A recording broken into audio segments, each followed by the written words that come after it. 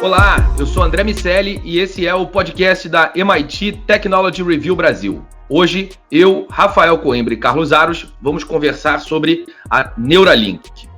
Quero lembrar que esse podcast é um oferecimento do SAIS e da Salesforce. Nossa conversa vai se basear num artigo que foi originalmente publicado na Technology Review americana e escrito pelo Antônio Regalado, que é editor sênior de biomedicina. O artigo já está aqui na Technology Review Brasil e foi traduzido com o título de A Neuralink, do Elon Musk, é um teatro da neurociência. Eles fizeram uma promessa difícil de cumprir. O artigo começa afirmando que o Elon Musk e o seu time acreditam que curar cegueira, paralisia e outras doenças mentais são algumas das aplicações que as interfaces eletrônicas cérebro-computador podem fazer. Bom, apesar de ter sido divulgado recentemente numa apresentação que seria a demonstração de um produto, na prática, a gente ainda não viu nada à venda. Foi só uma demonstração de um eletrodo ligado ao cérebro de um porco. Não foi a primeira vez que algo assim aconteceu. Os pesquisadores começaram a colocar sondas nos cérebros de pessoas paralisadas desde o final da década de 1990, com o objetivo de mostrar que os sinais podiam permitir que se movessem braços de robôs ou cursores de computador. Com base nesse tipo de trabalho, a Neuralink diz que espera desenvolver ainda mais essas interfaces cérebro-computador, ou BCIs, Brain Computer Interfaces, a ponto de que elas possam ser instaladas num consultório médico em menos de 1 hora. Durante todo o evento, toda essa demonstração, o Elon Musk evitou dar cronogramas ou se comprometer com qualquer coisa quando se colocava a Neuralink testada em seres humanos. Até o momento, 4 anos depois da sua formação, não se forneceram, não se obtiveram evidências de que se possa, ou ao menos tenham tentado tratar depressão, insônia, uma dúzia de outras doenças que o próprio Musk mencionou em um dos slides da sua apresentação. O objetivo principal da demonstração, ao invés disso, foi meio que despertar o entusiasmo, recrutar engenheiros para a empresa. Enfim, foi um espetáculo midiático. Também chama a atenção o fato de que o Elon Musk havia prometido aos seus fãs uma demonstração alucinante de neurônios disparando dentro de um cérebro vivo, como ele mesmo falou. Bom, minutos depois que a transmissão ao vivo começou, os assistentes puxaram uma cortina e revelaram 3 porquinhos encercados, e esses porquinhos foram os objetos de experimentos do implante da empresa. E aí o cérebro de um porco tinha um implante, alto-falantes, eles emitiam os toques que o Elon Musk disse terem sido gravações dos neurônios disparando em tempo real. E aí, apesar da longa lista de aplicações médicas que ele apresentou, a Neuralink, na prática, não mostrou que está pronta para se comprometer com qualquer uma delas. E durante o evento, a empresa, como falei, não deu planos para iniciar um ensaio clínico. E aí um neurocirurgião que trabalha lá na Neuralink, chama Matthew McDowell, ele disse que a empresa estava considerando testar um implante em pessoas paralíticas para permitir que elas digitem num computador ou formem palavras. Mas o Elon Musk foi além e disse que no longo prazo eles vão conseguir restaurar o movimento do corpo inteiro de uma pessoa. Bom, na prática, a gente ainda não entende bem qual é o nível de seriedade da empresa no que diz respeito a tratamento de doenças, e o Elon Musk se afastou um pouquinho da medicina e acabou criando um dispositivo meio futurista, e ele diz acreditar que as pessoas devem se conectar diretamente a computadores para acompanhar o ritmo da inteligência artificial. Mas ele não explica como esses implantes cerebrais produziriam uma mente eletrônica mundial coletiva que afinal de contas é uma das suas promessas. Para a gente começar a nossa discussão, eu quero perguntar para o meu amigo Rafael Coimbra. Rafa, quando você implantar um Neuralink no seu cérebro, qual vai ser a primeira funcionalidade que você vai ativar? Resolver todas as burocracias do mundo. Tudo que eu tenho que fazer, perder meu tempo tendo que pesquisar, ir a algum lugar, eu vou conectar o meu Neuralink a um assistente virtual tipo Alexa ou Google Home e eu vou pensar e esses assistentes vão resolver a minha vida. Mas agora falando sério, Aros, diz para mim qual a sua opinião disso tudo. Estamos falando de um circo, um espetáculo midiático. As pessoas disseram muita coisa sobre isso também quando o Elon Musk prometeu que ia fazer uma viagem para fora do planeta e ele entregou. Qual a tua opinião sobre essa história toda? A minha opinião é que nem com Alexa, nem com nada, eu não vou instalar chip nenhum no meu cérebro. Ele já não funciona muito bem com nada conectado a ele. Imagina um software com o risco de bugar 2 vezes. O bug biológico e o tecnológico. Mas olha só, eu acho que a gente tem 2 cenários aqui, né? O primeiro deles é a apresentação em si, que coloca ali uma série de promessas científicas, promessas de inovações tecnológicas, quase coisa de filme, algumas delas, não é? E que já vêm sendo estudadas há muito tempo. Já se sabe, em algumas frentes, o nível de complexidade e não se encontrou respostas. Então, a gente pode entender essa live, não é, com o anúncio feito pelo Elon Musk, como uma espécie de roadshow. Ele está prospectando para o mundo e dizendo, olha só, eu quero as melhores cabeças aqui trabalhando comigo, é uma empresa que tem um potencial enorme de crescimento, porque esse cara coloca a mão nas coisas e faz os empreendimentos se desenvolverem. Óbvio, gasta muito dinheiro e a ciência precisa de dinheiro para que ela se viabilize. Então ele queima muito dinheiro nesse processo. E aí os investidores, claro, ficam com aquele olhar mais reticente. E do outro lado, você tem a medicina. E do aspecto médico, há uma série de críticas sobre a forma como o Elon Musk conduz o tema. O tempo todo na apresentação, ele se distancia, inclusive, da abordagem médica. Ele, às vezes, parece estar mais preocupado com o gadget em si do que efetivamente com a resolução de um problema de saúde que pode acabar sendo apresentada com um aparelho desses, com uma tecnologia como essas que ele vem prometendo. Então tem 2 coisas. Você tem uma promessa, e é isso que ele está apresentando ali, de que a partir de ideias e de projetos que estão em andamento, ele vai resolver algumas dessas questões. E ele fala muito no varejo, né? Ele quer colocar esse produto acessível, quer fazer com que as pessoas cheguem a essas ferramentas e tudo mais. Então é algo mais popular, tem um outro apelo e tem a mídia. E do outro lado, aquilo que a medicina vem se debruçando já há algum tempo para tentar resolver e tentar trazer resultados. Se ele, com o caminhão de dinheiro que tem, vai conseguir, a gente não sabe. Que existe chance? Olha, muito provavelmente sim, porque a gente sabe que com as melhores cabeças reunidas, com um caixa bastante grande, as coisas começam a ficar um pouco mais bem encaminhadas, né? Mas deixa eu tentar defender um pouco aqui o Elon Musk. Achei que o pessoal pegou muito pesado. E eu concordo com essa crítica em relação à falta de um experimento prático, né? Ele listou ali 12 doenças, 12 problemas neurológicos, e os porquinhos ali não demonstraram nada em relação a algo bem perto disso. Então eu concordo com isso. Mas a gente tem que imaginar que é o início de uma longa jornada. E o aparelho que foi apresentado dessa vez, se a gente for lembrar a primeira apresentação da Neuralink, eles tinham a ideia de fazer um dispositivo como a gente de vez em quando vê experimentos com pessoas tetraplégicas, movimentando braços robóticos, exoesqueletos. Esses implantes mais mais precisos do ponto de vista cerebral, eles são ainda muito invasivos. Você fica com um buraco aberto na cabeça.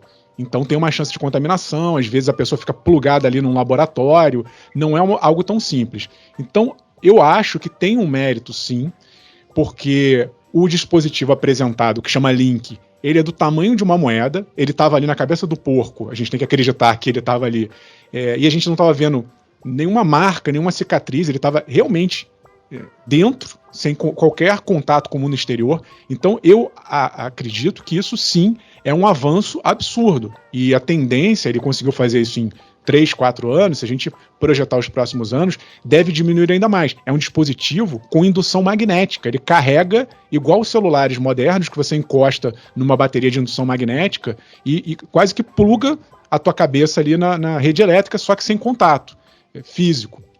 Então, eu acho que isso é um avanço admirável, e o caminho para a Neuralink vai ser abrir essa plataforma. Eu imagino como sendo a Neuralink um criador de uma internet da mente, vamos chamar assim, do cérebro. E a partir dali, se ele começa a disponibilizar esses códigos, os algoritmos, para outras empresas, aí sim especializadas, cada qual num desses desafios, a gente pode ter ali um ambiente promissor. Então a pessoa se pluga na rede Neuralink e faz, como a gente desenvolve hoje, aplicações, jogos, qualquer tipo de aplicação para uma plataforma de smartphone, ele pode sim vir a ser uma plataforma neural no futuro. A plataforma que é a saída, foi a grande sacada de diversas empresas e que gera, inclusive, um vasto campo de novas experiências e iniciativas corporativas. A economia de plataforma, que inclusive o pessoal do CISR, do Center for Information Systems Research, do MIT, que foi liderado durante muitos anos pela Jean Ross, eles publicaram muita coisa a respeito, fala sobre o valor econômico gerado justamente por ambientes que são capazes de juntar numa ponta consumidores, na outra ponta fornecedores que implementam soluções que vão funcionar nessa plataforma, exatamente assim que a Apple segue ganhando há muitos anos, muito dinheiro. Alguns biólogos, alguns médicos, neurocientistas dizem que isso pode ser o assassinato da mente, da individualidade. Enfim, conceitualmente, são duas visões válidas. Eu concordo com o que você está falando, Rafa, sobre as pessoas estarem conectadas, criar um ponto de partida para que outras empresas produzam soluções que vão rodar nessa plataforma. A gente está muito acostumado a ver plataforma como software, mas na prática a plataforma hardware, imagina, dentro de um cérebro, ligada a um cérebro, melhor dizendo, ela tem muito valor. E pode ser sim esse um caminho. Por outro lado, essa internet da mente pode ser uma tentativa de homogeneizar algo que não me parece razoável de ser homogeneizado, que é a individualidade humana.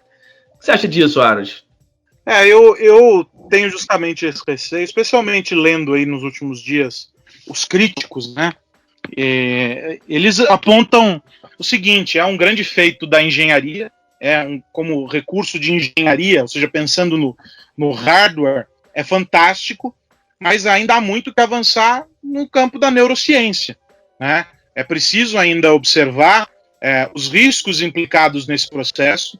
A gente não pode perder de vista que há ainda uma série de distúrbios neurológicos sobre os quais se conhece pouco, sobre os quais se tem informações incipientes. A literatura médica não avançou ainda em algumas frentes, né?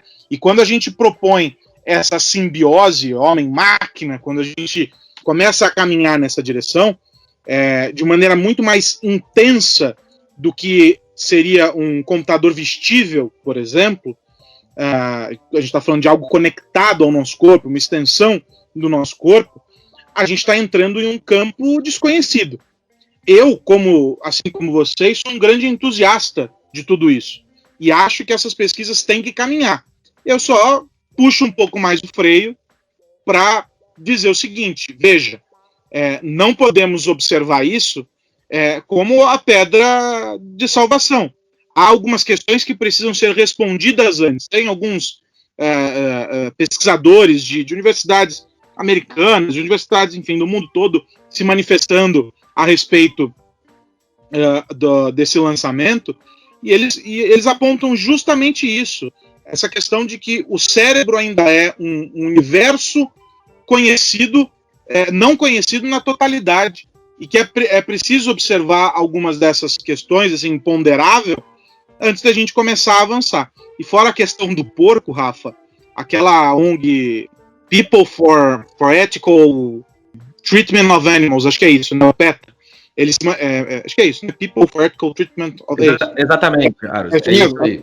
Eles se manifestaram falando sobre os animais e fizeram a seguinte sugestão ao Elon Musk: que tal, em vez de usar um porco, não conectar ao seu cérebro o equipamento para fazer a demonstração? Imagina que perigo isso. Essa é uma discussão, realmente, mas hoje já houve um avanço grande em várias áreas da medicina de estudos que hoje não são feitos em animais, né? Muitos são feitos em culturas. Aqui no Brasil, por exemplo, tem um grupo que faz estudo em minicérebro, como se você estivesse cultivando ali um minicérebro, um organoide que vai emular as mesmas funções de um cérebro de um ser vivo, de um humano adulto. Então, aumentou. Mas a gente, infelizmente, ainda usa muitos animais para esses testes, né? Macacos, camundongos, e no caso ali foi escolhido o porquinho. O lado bom da história, pelo menos, é que pelo menos aqueles que estavam ali na apresentação pareciam muito contentes, estavam ali comendo, se movimentando. Pelo menos um sofrimento ali, né? Não teve ali aparentemente nenhum sofrimento pro animal. Então esse é o lado positivo. Agora, repito, me chamou muito a atenção, e se eu fosse um cientista, ficaria muito empolgado com a complexidade dessa cirurgia, porque ele consegue colocar eletrodos ali finíssimos com um robô, né? A estrela também do evento, além dos porquinhos, era um robô que tinha um design bonitão, e ele funciona quase que como uma máquina de costura, mede ali, calcula exatamente o ponto onde ele vai acertar e fura o crânio, depois vai furando ali a parte mais externa do cérebro e implanta esses eletrodos como fios de cabelo. Então, quanto menos invasivo, né? E aí ele mostra ali que não tem sangramento. Então, eu acho que esse tipo de técnica é que deveria ser agora aprimorada. Depois, a captura dessas informações, porque ele colocou ali, no caso dos porcos, numa área muito específica, e a gente tem que lembrar que o cérebro ele é extremamente complexo, não é só com uma área que você vai resolver aqueles problemas todos, mas se você conseguir colocar vários desses chips, cada vez menores, cada vez mais precisos, sem sangramento, sem nenhum efeito colateral para quem está usando esse tipo de implante, aí você vem para esse mundo externo. Como eu disse, acho que outras empresas deveriam se empolgar e participar dessa parte que é muito mais de análise de dados. O que o teu cérebro, quando pulsar, isso realmente não é novo, ler impulso cerebral, já se faz isso há muito tempo, mas transcodificar isso, o que aquilo está significando e que aplicações práticas isso vai estar. O que eu vejo mais perto da gente conseguir, e já tem alguns projetos, a gente tinha até um brasileiro, né, o Miguel Nicoleles, que comandou aquele experimento com exoesqueleto, dando aquele chute inicial na Copa do Mundo de 2014, mas aquele ali era um exoesqueleto não invasivo, era um capacete. Eu tenho uma tiara para meditar, que ela lê meus pensamentos, ela lê minhas ondas cerebrais externamente, mas dentro do cérebro, conectado, isso vai trazer um grau de precisão muito grande. Cabe aos cientistas descobrirem melhores formas de usar esse equipamento na prática. Eu acho que se tem um mérito nesse processo todo, é o fato de que alguém como o Elon Musk consegue dar visibilidade para temas, e esse especificamente, que estariam restritos a grupos de pesquisa, indivíduos mais restritos, né? A um ambiente mais acadêmico. E que, ao trazer essa visão, de novo, eu não acho ruim que tem esse apelo mercadológico, né, o lançamento e etc. Porque ele justamente faz aquilo que a gente, alguns dias atrás, comentava aqui, sobre o fato de que é preciso investimento pesado, e de algum modo os governos desaceleraram esses investimentos e deixaram tudo na mão da iniciativa privada. Então, quando aparece um cara como esse, fazendo esse barulho, dizendo que vai apostar, tudo que vai apostar nessa frente, ele de alguma maneira estimula essas parcerias que vocês se referem. E isso é positivo, porque você tem mais trabalhos a respeito e você tem mais chances, portanto, de chegar a uma resposta com mais dinheiro investido. Não necessariamente vai ser dinheiro só da iniciativa privada, mas você vai ter investimento ali. E isso é importante, porque talvez o apelo mais futurista e toda essa imagem que se tem mais futurista associada ao Elon Musk acabe por mascarar de alguma forma esses primeiros passos, esses estágios iniciais, os resultados primários aí, também que o Rafa se refere, que são fundamentais. Talvez a gente não esteja falando de algo que vai acontecer daqui 5 anos, da maneira como os filmes de ficção científica projetavam. Talvez em 5 anos a gente tenha muito mais respostas e essa tiara para a meditação evolua 1 zilhão de vezes a partir também dos resultados de pesquisas como essa. Então a gente está falando de pequenos passos. A ciência ela não consegue fazer essas transformações drásticas. A gente está vivendo aí uma pandemia em busca de uma vacina que em tempo recorde vai sair. Quantos anos demorou para desenvolver a primeira vacina? Então veja, as coisas têm um tempo, né? Sim, é verdade. Isso pode ser uma boa notícia pro Rafa e a próxima tiara de meditação dele, além de ler os seus pensamentos, vai conseguir, imagina, esvaziar o seu cérebro para que a meditação funcione mais rapidamente.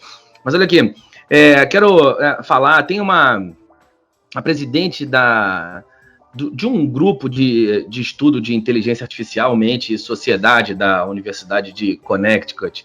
Ela é uma filósofa e psicóloga cognitiva, que é a Susan Schneider.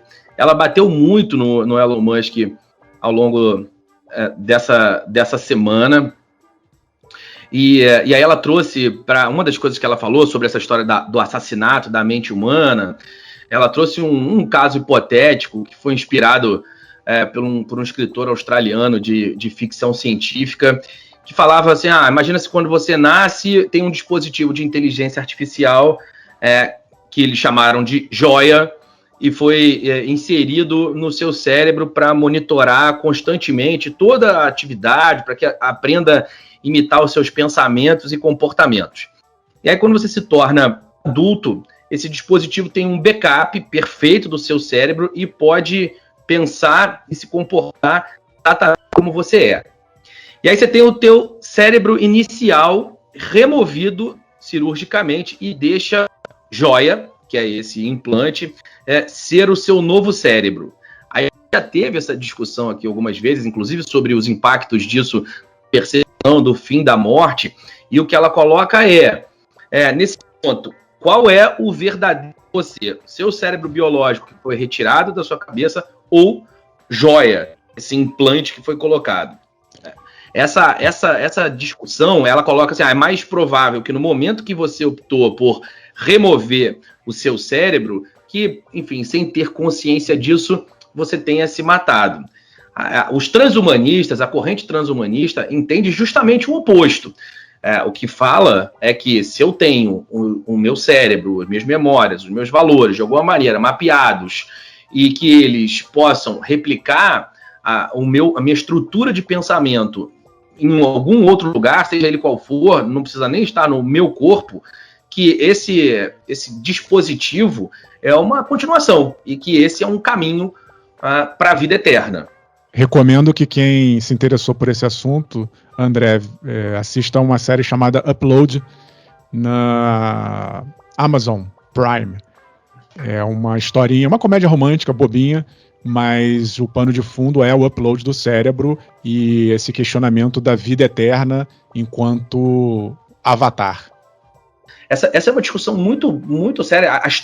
Essa história toda da Neuralink abre caminho para para reescrever boa parte da nossa sociedade. É realmente algo muito sério e eu espero que isso seja tratado com a devida seriedade pelo Elon Musk, que não seja como o título do artigo da Technology Review sugere, que não seja só um teatro da neurociência e que seja levado a sério, ou, enfim, que seja só uma brincadeira com porquinhos, que me desculpe o pessoal da PETA. Enfim, realmente, aparentemente, os porquinhos não sofreram.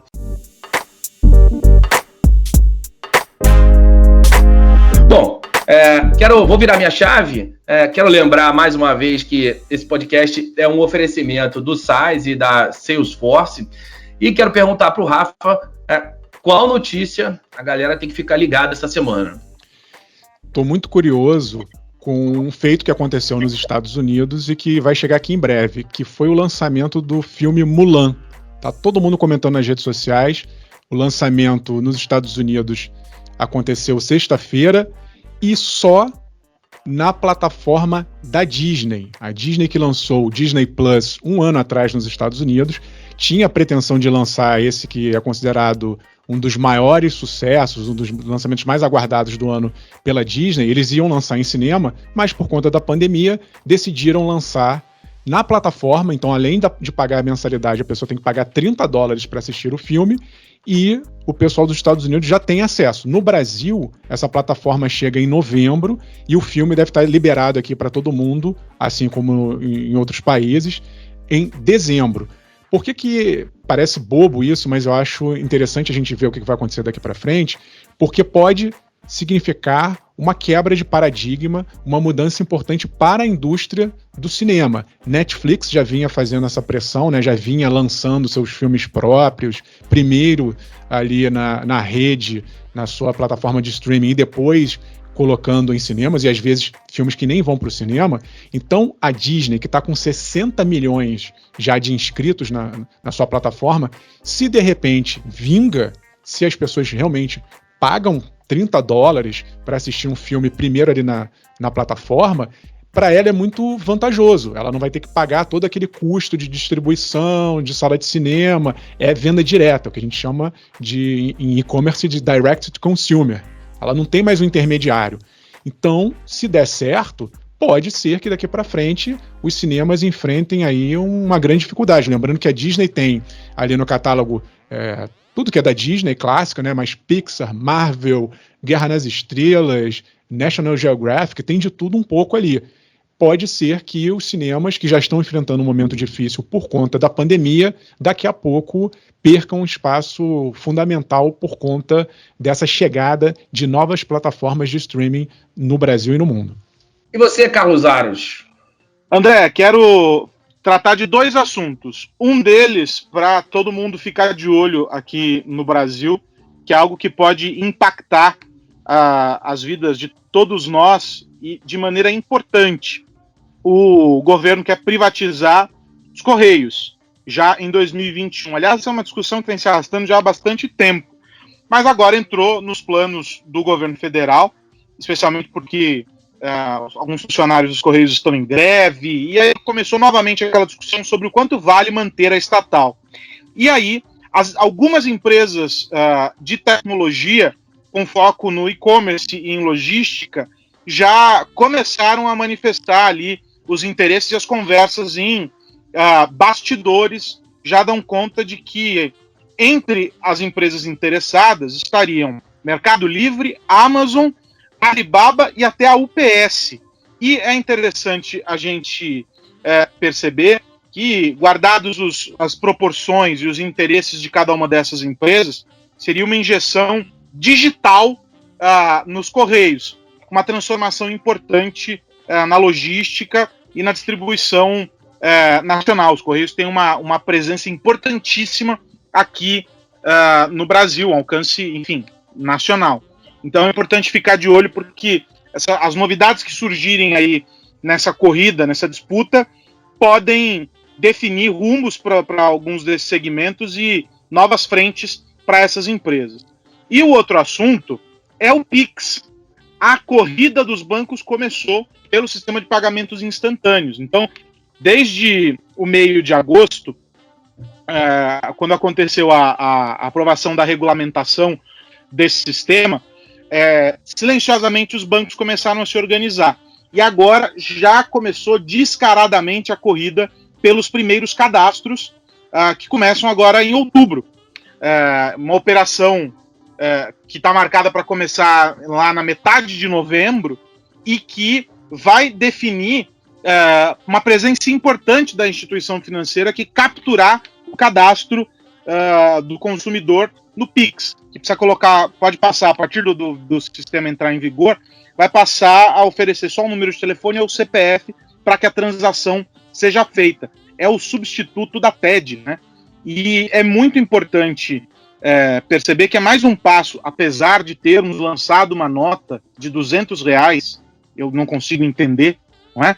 Mas enfim, o Brasil tem dessas, é mais um passo em direção à maior digitalização do sistema financeiro e do comportamento das pessoas sobre dinheiro. Cada vez menos papel moeda e mais transações digitais. E isso vai fazer com que o relacionamento das pessoas com essas instituições mude. Algo que também se intensifica a partir do projeto aí que está também sendo debatido de Open Banking aqui no Brasil. Então, um tema importante porque começaram os anúncios essa semana de alguns bancos, de algumas instituições financeiras em TV, rádio, jornal, internet, ou seja, quando a publicidade começa, é aquela história, né? Se tem fogo, se tem fumaça, tem fogo. A correria começou e o consumidor precisa ficar atento. E cada vez mais a digitalização acontecendo.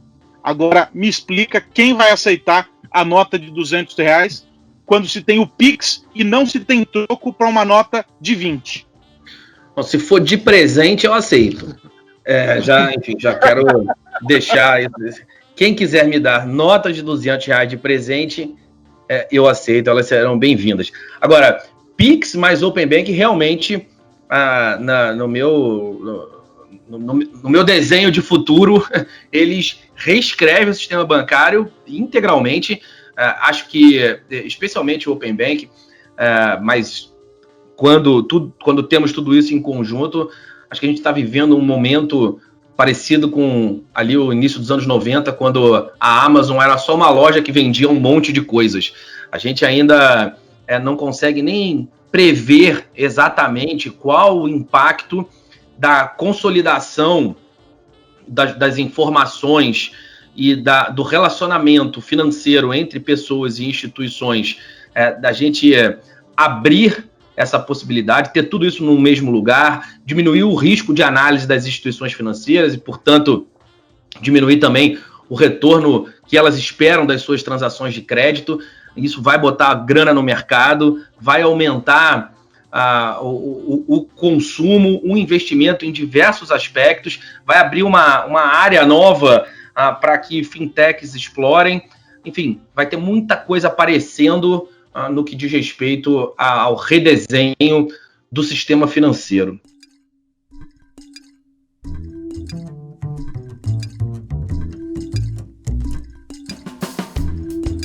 Meus amigos, para hoje é quase isso. Quero só me despedir do meu amigo Rafael Coimbra. Rafa, um abraço. Um abraço, estou mandando aqui um recado telepático com o meu implante para todo mundo, sempre lembrando de visitar o nosso site para ler, entre outros artigos, esse sobre Elon Musk, lá no mittechreview.com.br. Bom, tô chamando o Carlos Aros aqui mentalmente. Você que acha que está ouvindo isso, é só um teste que eu estou fazendo com a minha tiara. Carlos Aros, um abraço para você, meu amigo.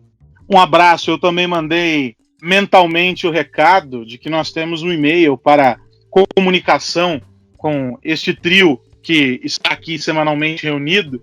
É só mandar lá para redação@mittechreview.com.br e aí você pode fazer sugestões, críticas, declarações de amor, tudo vale, é só mandar a mensagem por lá. Seguir a gente, claro, também nas redes sociais, @MIT Tech Review. Mandei todo esse recado por telepatia. Um abraço, gente. Muito bom. Para fechar, quero lembrar mais uma vez que esse podcast é um oferecimento do SaaS e da Salesforce. Para você que nos ouve, independentemente do distribuidor de podcast que você está usando, assina o nosso podcast para você ficar ligado e não precisar de telepatia para saber quando vão sair os novos episódios. Um abraço para todo mundo. Semana que vem tem mais. Tchau!